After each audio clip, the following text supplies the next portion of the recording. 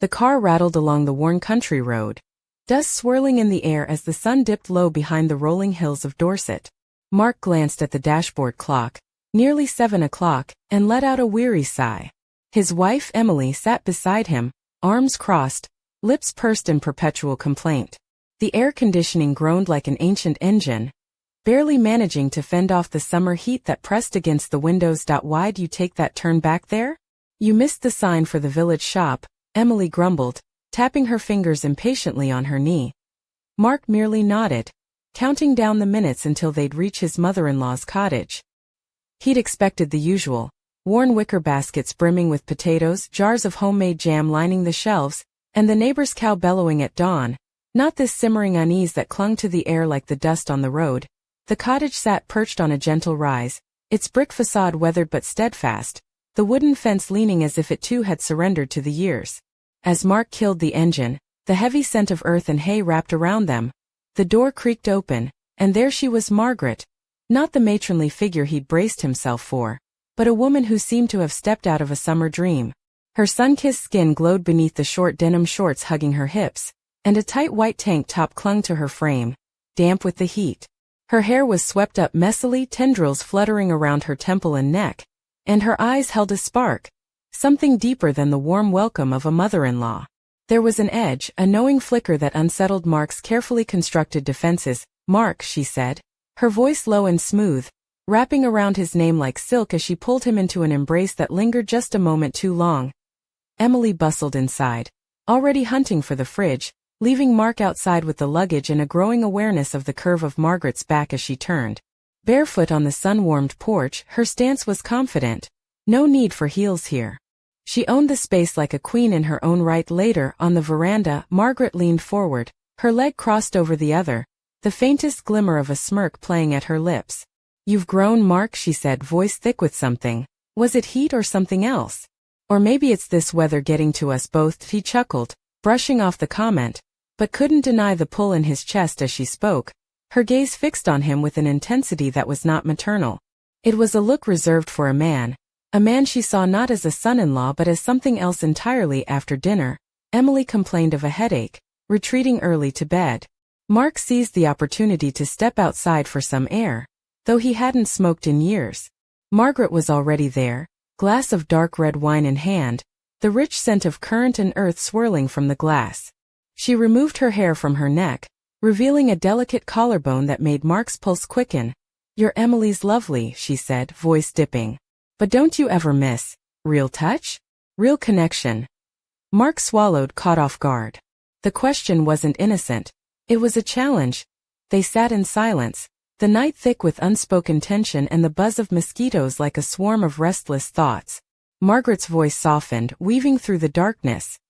"Who decided 45 was the end? That a woman's prime is over when the candles on her birthday cake grow too many? What if she wants more? More than pies and aprons?" Mark glanced at her, searching for a hint of jest, but found only raw hunger. Not lust, not quite, but a yearning to be seen, to be wanted again. She reached out, fingers brushing lightly against his thigh. The touch was electric, warm against the cool night air, and Mark felt a part of himself awaken, buried beneath years of routine and responsibility. "I'm still a woman, Mark," she whispered, voice trembling with something like hope or desperation. "Not just a mother or a mother-in-law. Someone who's been cold for too long." Mark's breath hitched. The words hung between them, heavier than the humidity. The porch light flickered, and behind them the sky rumbled, the promise of a storm. Margaret rose, her silhouette framed by the dim glow. "Come with me," she said softly. "I'll show you how sturdy this old house really is. Just in case the storm breaks." He followed her without question, heart pounding like the distant thunder. The barn door groaned as she pushed it open, the scent of hay and dust thick in the air. "Don't be afraid," she said, stepping inside, the darkness swallowing them whole for a moment before the moonlight spilled through a crack in the roof. Her hand found his thigh again, firmer this time. "A signal, an invitation. You remind me of someone I once knew," she murmured, a young man with the same guarded eyes and a fire beneath. A drop of rain fell through the gap above, cold on Mark's hand, but her touch was molten heat against his skin. She traced his chest, fingers burning a path through his shirt. "We're both grown-ups," she whispered, "and no one will ever know." Lightning flashed, illuminating her face, alive, raw, and aching. She closed the distance, lips meeting his in a kiss that was anything but gentle. It was a collision, a surge, a breaking of damned emotions, his hands tangled in her hair as their bodies pressed together, the storm outside echoing the tempest inside. She breathed, pulling away just long enough to whisper, "It's quieter there." Softer, they moved through the wet yard, the world narrowing to the rhythm of their steps and the electricity crackling in the air. Inside, the kitchen was dark except for a single lamp casting a golden pool of light over the worn table, its surface scarred by years of family meals and laughter. She led him forward barefoot, the curve of her calves and hips hypnotic in the dim light. A single raindrop traced a line down her spine, glistening against sun-kissed skin. Her voice was barely a breath. "If you want to leave, say so now." Mark stayed silent, drawn in by the fire in her eyes. Their bodies entwined, hands exploring, lips chasing promises. The damp tank top slipped from her shoulders like a discarded secret, leaving her bare to his gaze, shorts hugging every line, every muscle he didn't think, he felt. Grasping, holding, needing. She whispered, "I want to know I still matter. That you feel me." She climbed onto the table, legs wrapping around him, and the world narrowed to the heat of their bodies and the storm's relentless percussion. Every movement was a word, a confession, a plea. Mark felt her hunger, not for him as a son-in-law, but as a woman desperate to reclaim desire, to prove she was still alive beneath years of neglect. Her nails scored his back, leaving marks that would remain as silent witnesses. They moved together, breath mingling, hearts pounding in unison, until the storm outside began to wane. Lying spent on the table, her fingers tangled in his hair, she whispered, "This stays here. Just this night, this house." Mark didn't know whether to feel guilt or relief, only that the path back had vanished. The night folded around them, heavy with secrets and the scent of rain and skinned eye. In the quiet dawn, Mark woke to the warmth beside him, a living, breathing reminder of the night's fire. She lay curled on her side, hair fanned across the pillow, a single sheet draped over her hips. Her smooth back bore the faintest traces of fingers and longing. Mark dressed silently, the weight of what had happened settling over him like a second skin. Downstairs, the familiar sounds of breakfast reached his ears. Emily was humming softly, flipping eggs in her worn pajamas, hair tousled from sleep. "Morning," she said without turning. "Sleep well?" Mark nodded, voice caught somewhere between truth and lies. Margaret appeared in the doorway, apron tied neatly, hair in a casual bun.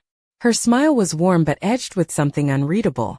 She placed plates on the table, poured tea, and chatted about the weather and the neighbors as her foot brushed lightly against Mark's beneath the table. A subtle reminder, a spark beneath the calm. Her eyes met his with a knowing gleam. "By the way, Mark," she said softly, "you should come down to the cellar in a couple of days. I'll show you something interesting. It gets dark down there, but with me you won't be afraid." Mark swallowed hard. The game was just beginning. The days that followed slipped by with a strange, uneasy rhythm. Mark moved through them like a man caught between two worlds, one familiar and grounded in family dinners and village gossip, the other shadowed by the secret heat that lingered behind every glance from Margaret. The sun baked the Dorset countryside into golden fields, and the air was thick with the scent of hay and wildflowers, yet beneath it all simmered an undercurrent Mark couldn't shake. Emily, blissfully unaware or perhaps willfully blind, kept herself busy. Her laughter filled the rooms during the day, but Mark noticed the way her smile sometimes faltered when she thought no one was looking, the subtle tension in her shoulders when Margaret was near. The cottage had always been a cozy refuge, but now it felt like a stage where unspoken dramas played out between the lines of polite conversation. Margaret, meanwhile, seemed to thrive in this charged atmosphere. Her presence was magnetic, like a flame that drew Mark in despite his best intentions. She wore simple clothes, a soft cotton blouse that clung to her curves, faded jeans that hugged her hips just right, and worn leather boots that had clearly seen better days. But it was the way she carried herself, the tilt of her chin, the steady gaze, that unsettled Mark the most. One afternoon, as the sun dipped low and the shadows lengthened, Mark found himself alone with Margaret in the garden. She was tending to a patch of roses, her hands deft and sure despite the softness of her appearance. The scent of the blooms mingled with the earthy musk of soil and rain.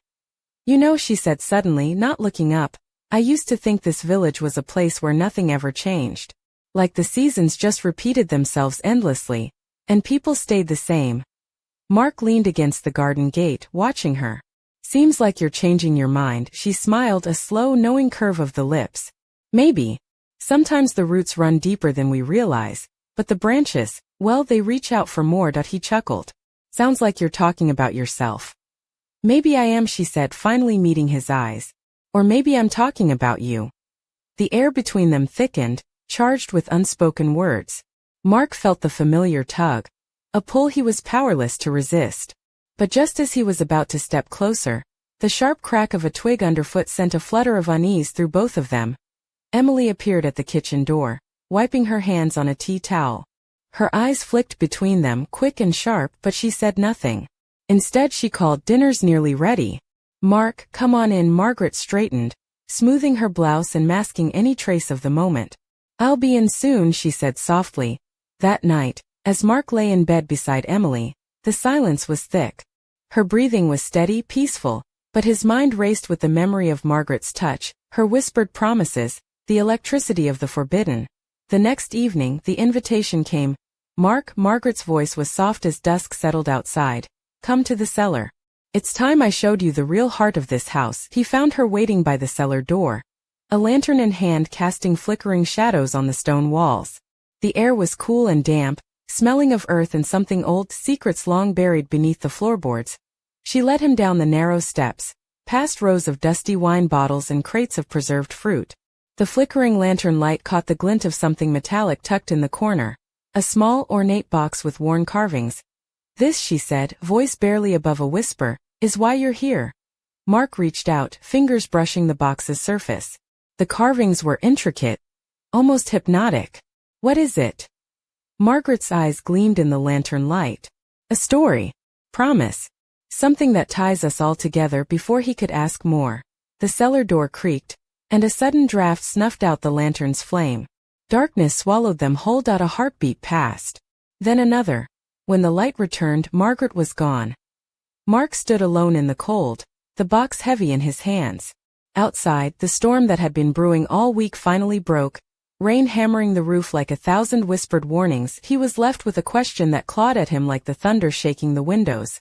What had he just stepped into, and was there any way out? The mystery of the cellar lingered like the scent of rain on skin, a promise of secrets yet to be uncovered, and a danger that crept closer with every passing hour. The morning light filtered softly through the lace curtains, casting delicate patterns on the worn wooden floor of the cottage's sitting room. Mark sat at the breakfast table, the ornate box from the cellar resting heavily beside his mug of black tea. His fingers traced the carved designs absently, the weight of the mystery pressing down on him like the thick summer air outside. Emily bustled about the kitchen, humming a tune from some forgotten radio station. Her soft cotton blouse clung lightly to her frame, and her hair was pulled back in a loose ponytail, strands escaping to frame her gentle face. She moved with the effortless grace of familiarity, the kind that comes from years of shared mornings and whispered confidences. Yet beneath the domestic calm, Mark sensed a quiet wariness, a subtle tension in the way her eyes lingered just a little too long on the box. "So," Emily said, sliding a plate of toast across to him, "what's that then? Some kind of antique?" Mark shrugged, forcing a casual tone.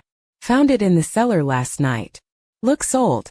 Might be some family heirloom or something." She nodded, but her smile didn't quite reach her eyes. "Well, you're always finding interesting things in that place." Her words hung between them, light but loaded, like a breeze stirring up dust on a forgotten shelf. After breakfast, Mark slipped outside. The garden bathed in the golden haze of midday. Margaret was there, kneeling among the rose bushes, her fingers deftly pruning a stubborn thorn. Today she wore a loose linen shirt, sleeves rolled to the elbows, and faded jeans that showed the scars of long days spent outdoors. Her sun-streaked hair fell freely, catching the light in warm waves. There was a softness to her today, but also a fierce intensity in her dark eyes. "Did Emily say anything about the box?" she asked without looking up. Mark shook his head. "Not much. Just the usual niceties." She smiled, a slow, secret smile that sent a shiver down his spine. "She suspects. But she won't confront, not yet. It's a game of patience." He knelt beside her, the scent of roses mingling with the earthy musk of her skin. "And what about you? What game are you playing, Margaret?" She looked up, eyes locking with his. The one where I'm not just the mother-in-law. The one where I remind you there's more to life than the roles we're given. Mark swallowed hard, caught between desire and guilt. And Emily? Does she know who you really are? Margaret's gaze softened, touched with something like regret. She knows what she needs to. Sometimes, ignorance is a kind of mercy. The afternoon stretched on, the village quiet beneath the relentless sun. Mark found himself drawn back to the cellar, the box resting on the kitchen table like a silent challenge. With trembling hands, he opened it. Inside lay a collection of letters, yellowed with age, tied together with a faded blue ribbon. The handwriting was elegant, looping, each page filled with words of passion and sorrow.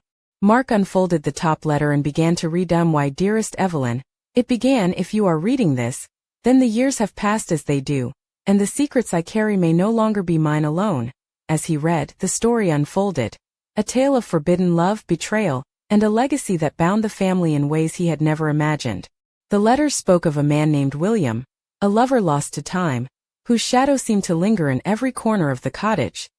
Suddenly, the kitchen door slammed shut behind him, making Mark jump. He turned to see Margaret standing there, her expression unreadable. You weren't meant to find those, she said quietly, stepping closer, her breath warm against his cheek. Some things are better left buried. Mark met her gaze, the weight of the letters heavy between them. Why show me this now? Her fingers brushed his hand, a touch both tender and urgent. Because the past is catching up. And soon, nothing will be the same. Outside, the sky darkened, the first rumble of thunder echoing through the valley. The storm was coming. One that threatened to wash away the fragile peace and expose the secrets that had festered in the shadows for far too long. As the wind whipped through the garden, Mark realized that the quiet village life he thought he knew was unraveling, thread by dangerous thread. And at the heart of it all was Margaret, the woman who had ignited a fire he couldn't control and a mystery he might never solve. The box lay open on the table, the letters fluttering like restless ghosts, promising that the storm was only just beginning. The evening settled over the village like a velvet cloak, softening the edges of the old stone cottages and painting the sky in hues of purple and deep indigo.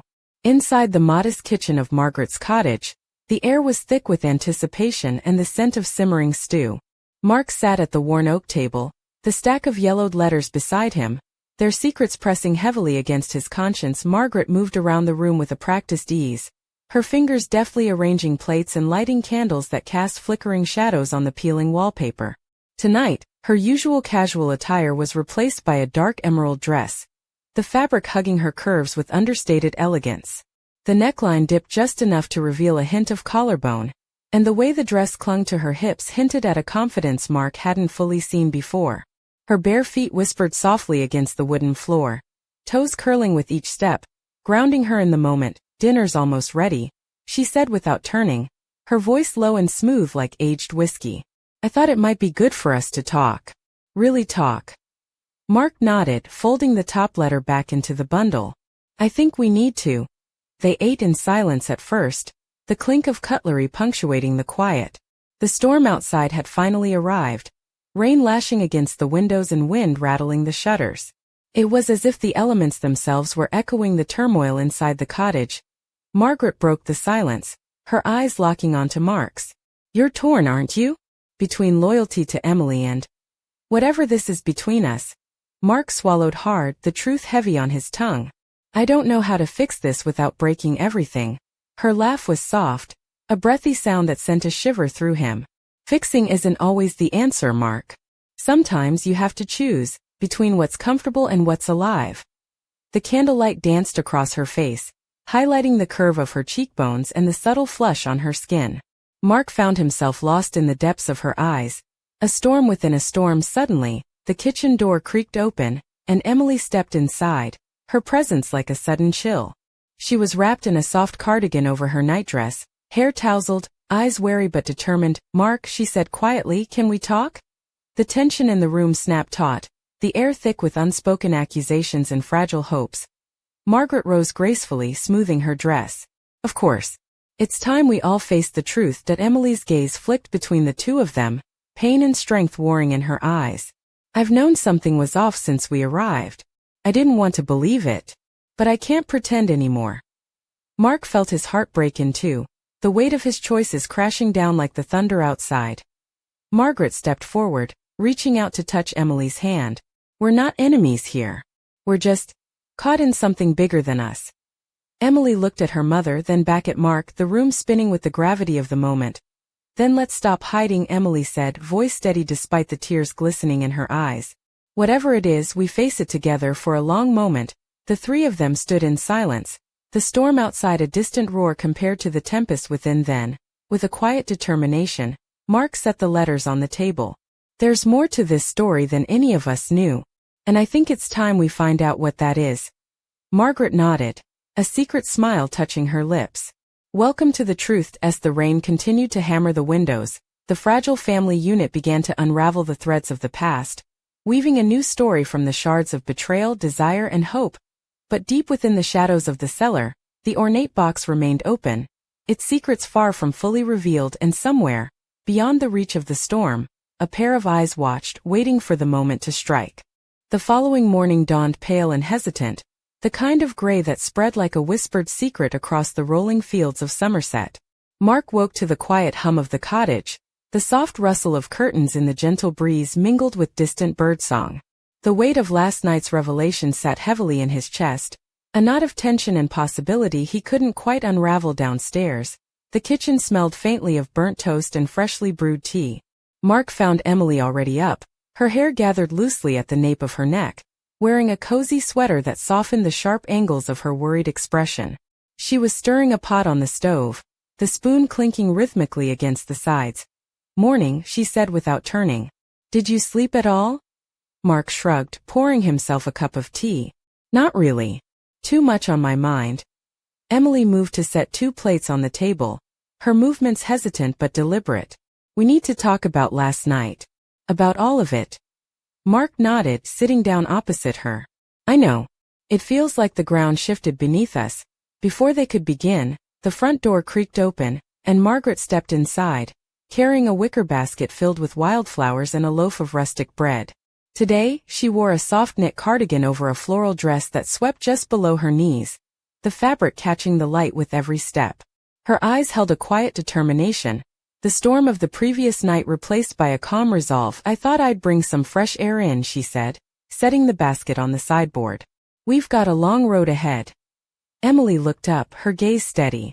Together, Mark felt the fragile threads of their fractured family beginning to weave back into something resembling hope.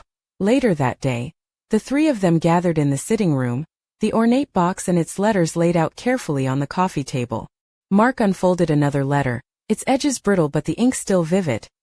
The words unfolded a tale of passion and loss, of a family secret buried beneath years of silence. William, the man from the letters, had been Margaret's great love, a love forbidden by circumstance and shattered by betrayal. His disappearance had left wounds that time had never healed, wounds that had shaped the lives of those who followed. As they read, the cottage seemed to breathe around them, the walls whispering stories long forgotten. Margaret's voice broke the silence. "This is why I reached out to you, Mark. Because the past is never truly gone. It lives inside us, waiting to be faced." Emily's eyes glistened with tears. "And now it's ours to bear." Mark closed the letter gently. "So what do we do now?" Margaret smiled, a mixture of sadness and strength. "We confront it. Together." That evening, as the sun dipped below the horizon, casting the village in a soft, golden glow, Mark found himself drawn once more to the cellar. The air was cool and heavy with the scent of earth and old wood. He placed the letters back inside the box, sealing the past away for now, but as he turned to leave, a soft sound stopped him. A low creak, a whisper of movement. From the shadows emerged a figure, cloaked in darkness, their eyes gleaming with intent. "Not everything is ready to be uncovered," the voice warned, husky and cold. Mark's heart thundered in his chest. The mystery was far from over, and the danger lurking in the shadows was closer than he'd ever imagined. Outside, the night deepened, and the wind carried with it the promise of secrets yet to be revealed.